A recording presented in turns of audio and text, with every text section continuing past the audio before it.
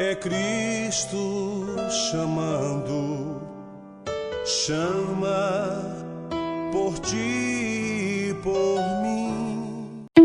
A Real Bus está de volta à estrada. Uma volta responsável e controlada, seguindo todo o protocolo de higiene recomendado pelas autoridades de saúde. Uso obrigatório de máscaras, álcool em gel para todos, higienização completa dos ônibus e renovação do ar a cada minuto durante o trajeto. Se o seu destino for João Pessoa, Campina Grande, São João do Cariri, Serra Branca, Sumé, Monteiro, São José dos Cordeiros ou São Sebastião do Umbuzeiro, conte com a gente. Mesmo em tempos desafiadores, o compromisso da Real Bus é com a sua satisfação.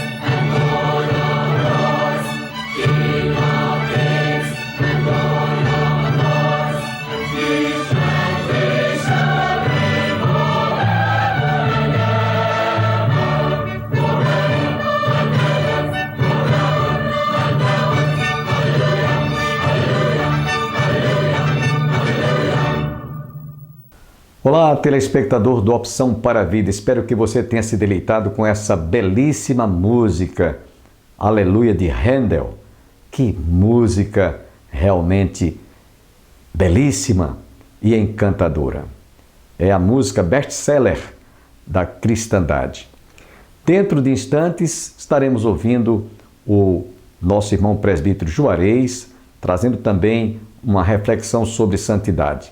Estamos alegres por estarmos iniciando mais um programa Opção para a Vida, nessa manhã de sexta-feira, praticamente na reta final de uma semana. Hoje estamos exatamente terminando praticamente a semana por conta do nosso da nossa programação, do nosso espaço durante a semana, de segunda às sextas-feiras.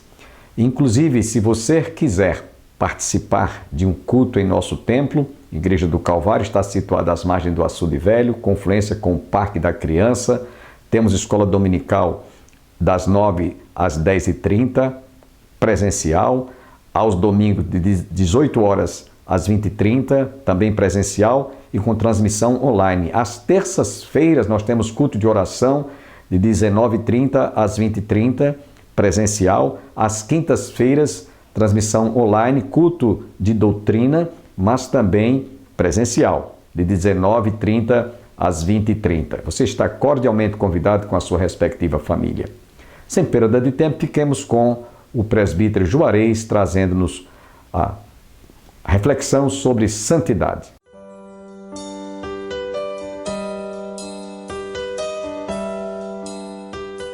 No começo deste culto, eu falava sobre irmãos que trouxeram palavras abençoadoras, que vieram pregar o evangelho aqui no Brasil, saíram da Escócia, um casal, Robert Heidkali e Sarah Calley. Então vem aí esse escocês, médico, Sarah Calley sendo uma musicista, poeta, fez belos hinos. Nós temos aí o nosso Salmos e Hinos, composto por maioria dos hinos que ela compôs, que nós louvamos. Então vieram para o Brasil e apenas, com 5 crianças, quando eles começam a fazer o evangelismo com 5 crianças debaixo de uma árvore, fazendo a sua primeira EBD, e ali pregam a palavra do Senhor, justamente no livro de Jonas, contando aquela história do grande peixe Jonas.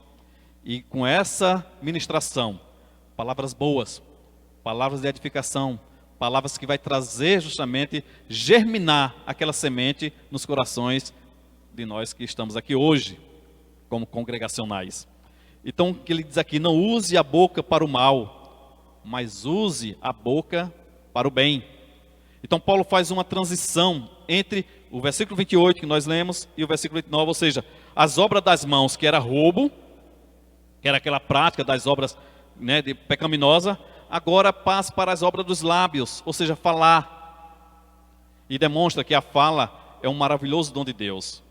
Por isso que nós somos diferentes dos animais, porque nós falamos, nós pensamos, nós verbalizamos, temos a habilidade que distingue deles. Então não somos como os animais, que precisam de um cabresto para que seja dominado. E que nós possamos usar nossas palavras para o bem, porque ela pode ser usada tanto para o bem como para o mal. Como diz lá em Tiago, capítulo 3, que fala sobre a língua, esse pequeno órgão que nós temos, dentro da nossa boca, entre nossos dentes, que muitas vezes não segura para alguns. Então que nós possamos usar para o bem, como assim alguns usam para o bem, ministrar a palavra, falar da palavra, os louvores que nós entoamos. Então isso é que traz a santidade, isso é que traz o diferencial de um cristão. O versículo 30, Paulo diz: e não entristeçam o Espírito Santo de Deus, no qual vocês foram selados para o dia da redenção. O que Paulo está querendo dizer aqui? Que o Espírito Santo não pode ser magoado. Nós não devemos magoar o Espírito Santo de Deus. Nós não devemos entristecer o Espírito Santo de Deus. E como é que eu entristeço o Espírito Santo de Deus? Quando eu pratico o pecado. O que entristece o Espírito Santo de Deus é o pecado. E o pecado que está dominando o homem. Nós somos pecadores, mas não devemos deixar o pecado dominar as nossas vidas. Não devemos estar sobre o pecado, que o pecado domine. Podemos até pecar, mas devemos nos arrepender, nos converter e voltar para o caminho da santidade e da redenção. Então, amados, essa parte para nós é muito forte como cristãos. Então, para nós não entristecer o Espírito Santo com as nossas atitudes, muitas vezes carnais, nós temos magoado, nós temos entristecido. E o que entristece? Como falamos, o pecado é a causa da tristeza. No contexto aqui, até aqui, que Paulo, né, nos traz nesta palavra, ele cita aqui 4 pecados específicos: a mentira, a ira, o furto e a palavra torpe. O que é a palavra torpe? É aquela palavra podre, aquelas piadas que você muitas vezes conta que não edifica, né? Palavras impróprias, palavras sujas, palavra que denigre a imagem de um cristão. E muitas vezes faz até piada com o Evangelho, faz até piada com Cristo. Então sabemos que qualquer pecado, ele causa tristeza ao Espírito Santo de Deus. Então qualquer pecado, o pecado entristece o Espírito Santo de Deus. E Paulo é bem enfático aos irmãos. O zelo que ele queria para eles era que não caíssem nessas armadilhas, não pecassem. E aí eu e você, nós temos uma consciência. Nós sabemos o que erramos, onde erramos, pelas nossas ações, pelas nossas palavras, nosso comportamento, nosso pensar. Então temos que andar como filho da luz. E aí, chegando aos versículos 31 e 32, onde Paulo diz aqui que nós não devemos ser grosseiros, mas devemos demonstrar benignidade. Onde ele diz: não haja no meio de vós qualquer amargura, indignação, ira, gritaria e blasfêmia, bem como qualquer maldade. Mas pelo contrário, sejam bondosos e compassivos uns para com os outros, perdoando uns aos outros, como também Deus em Cristo perdoou vocês. E quando ele inicia aqui esse versículo 31, ele diz, né, algumas bíblias, né, diz aí, que não haja no meio de vós. Ou seja, longe de vós essas coisas que vai trazer amargura, ira, blasfêmia. Então amargura, toda raiz de amargura que produz fruto amargo, né? A ira, que muitas vezes, né, você coloca aquilo, você traz aquilo como uma coisa profunda no seu coração, até o ponto de chegar a dizer: enquanto eu não fizer isso, eu não fico em paz. E aí você alimenta, vai alimentando o seu coração com essas coisas, com esse tipo de comportamento, e ela só vai produzindo coisas amargas, mau humor, a blasfêmia, que é muitas vezes você difamar alguém. Quantas vezes você tem difamado algumas pessoas?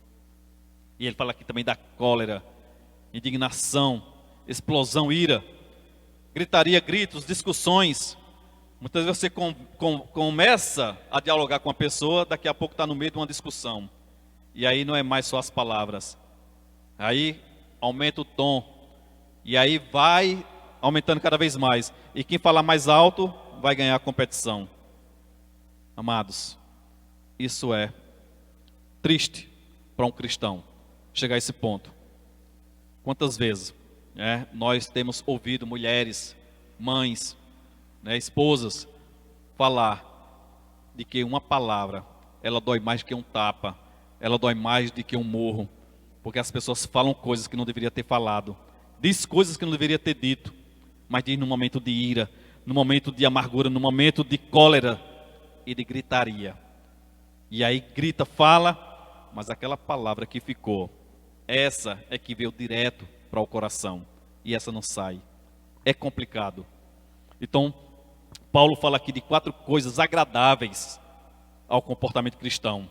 Sejam benignos, gentil, agradável, seja bondoso, compassivos, ou seja, de ternura interior ou de coração, perdoadores, agir com graça e olhar para Cristo. Coisa maravilhosa.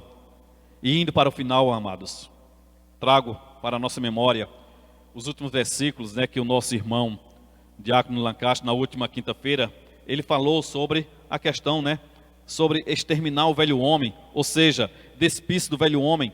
E ele lá trouxe, do versículo 17 ao versículo 24. E eu vou ler aqui só do 22 ao 24, onde ele diz aqui: quanto à maneira antiga de viver, vocês foram instruídos a deixar de lado a velha natureza, que se corrompe segundo desejos enganosos, a se deixar renovar no espírito do entendimento de vocês e a se revestir da nova natureza, criada segundo Deus em justiça e retidão procedentes da verdade. Ou seja, o homem ele tem que se despir da sua velha natureza, revestir-se do novo homem, ter umas novas ações e temos que fazer isso todos os dias, com a ajuda do Espírito Santo, trabalhando em nosso favor.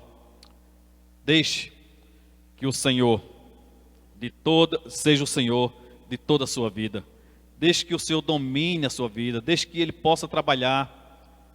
Então, no momento que você estiver fora de controle, pare. Como eu falei, respira. Inspira. Mas não pire. Ou seja, não deixe que o pecado domine o seu coração. Não saia do domínio da situação. Tenha o domínio da situação. Você pode isso com a ajuda do Espírito Santo de Deus. Peça para que Jesus, o Senhor de nossas vidas, Ele possa entrar no seu coração, mudar o seu comportamento, mudar as suas atitudes. Ver o que você vai falar, para que possa trazer palavras sadias. Palavras que vão trazer regeneração. Palavras que vão trazer edificação. Então que você possa se despir do velho homem e revestir-se do novo homem com ações maravilhosas, com ações que o Espírito Santo misericordioso possa trazer em suas vidas. E como aplicação, amados, eu trago para nós, como era a sua vida antes? Como era o seu agir antes? Como era o seu pensar? Quais eram as suas atitudes antes de conhecer a Jesus Cristo? Que lugares você frequentava e falava com os seus amigos? Que pensamentos ocupavam a sua mente? Quais palavras saíam da sua boca? E aí, quando você conheceu a Cristo, essas coisas deixaram para trás? Ou ainda faz parte do seu dia a dia? Isso ainda está te controlando? Isso ainda está trazendo controle sobre a sua vida? Ou você pode dizer que o Espírito Santo do Senhor, Jesus Cristo, agora é o Senhor da sua vida? Que Jesus Cristo possa ser o Senhor da sua vida em tudo que você faz ou que você fala. Porque tudo isso tem que mudar. Porque o evangelho proposto do Senhor Jesus Cristo é um evangelho de mudança, é um evangelho de transformação, é um evangelho que traz um novo viver, um novo andar e uma nova vida com Cristo. Traz mudanças, e mudanças maravilhosas. Como diz o hino, maravilhosa graça que nos alcançou. É essa graça que nos alcançou, é essa graça que nos tira do pecado. Então, amados, o segundo ponto que eu trago como aplicação: como você está vivendo hoje? Como é que está sendo o seu andar? Como deve ser o seu agir, para que você possa buscar e chegar com confiança à estatura de Cristo? Como cristãos, nós não podemos dar lugar ao diabo. Devemos ter um estilo de vida edificante. Para que isso aconteça, precisamos observar alguns comportamentos ou alguns aspectos. E, concluindo, nesse contexto, nós podemos trazer para você 5 verbos que você pode praticar todos os dias. Primeiro, reconhecer que precisamos mudar nossas atitudes dia a dia. Reconhecer é você saber quem você é saber como você se comporta, como você age. Segundo verbo, identificar as práticas carnais que precisam ser evitadas. Eu posso identificar a minha, você pode identificar a sua. Identifique essas práticas que você tem que deixar de lado. E pratique coisas boas. Terceiro verbo, desejar praticar a atitude cristã para ter vida em santidade. Não é só você querer, não é só você desejar, você tem que praticar, você tem que buscar, você tem que andar nesses caminhos. Não é só o desejar, eu quero viajar, eu tenho o desejo de viajar, mas eu tenho que pegar o caminho e chegar ao destino que eu quero. Quarto, começar a praticar as atitudes cristãs que reconhece que precisa desenvolver no seu dia a dia. Se você reconhece que precisa desenvolver essas práticas cristãs, então comece. Diz um certo corredor, para ter uma corrida, você tem que dar os primeiros passos. Muita gente quer correr, muita gente quer andar, muita gente quer fazer uma caminhada, mas você tem que dar os primeiros passos, senão você não vai sair do canto. Terceiro, o último, é o quinto verbo, exercitar o perdão para que o inimigo não venha a nos fazer presa sua. Tem pessoas que não praticam o perdão, tem pessoas que não exercitam o perdão, tem pessoas que são difíceis de perdoar. Tem coisa pior do que você fazer uma coisa, magoar alguém e você nunca pede perdão. Ah não, ela já vai entender que eu já perdoei, né? Já estou falando com ela. Nem só o falar quer dizer que você perdoou, não. A pessoa que está lá, ela está ressentida. No coração dela, ela ainda está magoada. As palavras, elas geram, ela tem efeitos. E quando são palavras boas, ela vai trazer coisas boas. Então, quando você chega para alguém que perdoa, você diz, olha, eu te perdoo. Reconhecer alguém pelo que ela fez, tem coisa melhor do que isso? Nem que seja, porque muitas vezes as pessoas acham que reconhecer é você dar um prêmio, é você dar um presente, é você dar dinheiro. Não. Tem pessoas que dizem, olha, basta um cartãozinho, eu já me sinto reconhecido. Tivemos agora o Dia dos Pais. Eu não sou pai, do meu netinho Luca, mas ele trouxe uma lembrança para mim. Netinho de 5 anos. Fez uma carta com as próprias letras dele. Aquilo ali, quando ele me deu, ó vovô, feliz Dia dos Pais. Não tem preço um neto trazer isso para você. Então você se emociona, você chora. Melhor do que dinheiro. Melhor do que qualquer outra coisa. É o reconhecimento. E você olha assim, a criança inocentemente reconhece, o pai, o avô, a família. Que você possa reconhecer, exercitando também o perdão. Quando você magoar alguém, falar, peça perdão. Exercite o perdão, que você vai praticar a santidade. Isso tudo para que nós possamos chegar a homem perfeito, à medida da estatura completa de Cristo, na unidade de fé e ao conhecimento do Filho de Deus. E finalizo com os versículos de 3 a 16. Vou apenas ler esses versículos para que vocês possam guardar esse texto, finalizando do versículo 13 a 16 dessa mesma epístola, do capítulo 4 de Efésios, que diz o seguinte: até que todos cheguemos à unidade da fé e do pleno conhecimento do Filho de Deus, ao estado de pessoa madura, à medida da estatura da plenitude de Cristo, para que não mais sejamos como crianças, arrastados pelas ondas e levados de um lado para o outro por qualquer vento de doutrina, pela artimanha das pessoas, pela astúcia com que induzem ao erro, mas seguindo a verdade em amor, cresçamos em tudo naquele que é a cabeça, Cristo, de quem todo o corpo bem ajustado e consolidado pelo auxílio de todas as juntas, segundo a justa cooperação de cada parte, efetua o seu próprio crescimento para a edificação de si mesmo em amor. Que o Senhor, nosso Deus, nos capacite e nos dê força para que tudo isso possa ser verdade em seu coração, no meu coração e no coração da igreja. Deus nos abençoe e nos guarde com a sua palavra. Oremos ao Senhor. Pai querido, nós te louvamos, nós te agradecemos, ó Deus, porque tu tens, ó Pai, falado aos nossos corações através, Senhor, desta palavra, através, ó Senhor, dessa série de estudos sobre santidade, que é isso, Senhor, que tu busca de cada um de nós, para que nós possamos identificar, ó Deus, em cada um, aquilo que muitas vezes quer nos atrair para o lado da carnalidade.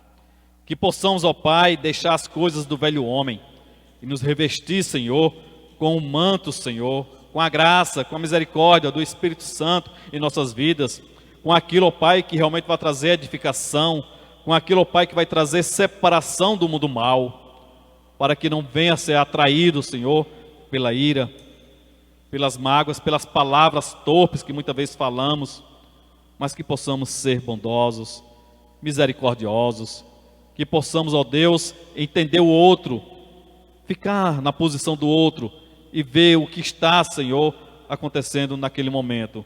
Que possamos parar para respirar. Ter um momento, ó Pai, que o Teu Espírito Santo possa entrar em nossos corações, vir à nossa mente e possamos falar palavras de bênção, palavras que edificam, palavra que traz restauração.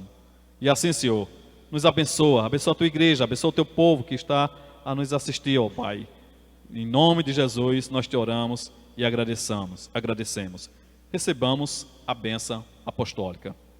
A graça do nosso Senhor Jesus Cristo, o amor de Deus, nosso soberano Pai, a comunhão e as consolações do Divino Espírito Santo esteja sobre todos nós, desde agora e para todos sempre. Amém. Que o Senhor te abençoe. Em nome de Jesus. Espero em Deus que vocês tenham sido abençoados. Desejamos um bom final de semana e até a próxima segunda-feira, se Deus quiser. Eu não tenho nada que não venha de Deus.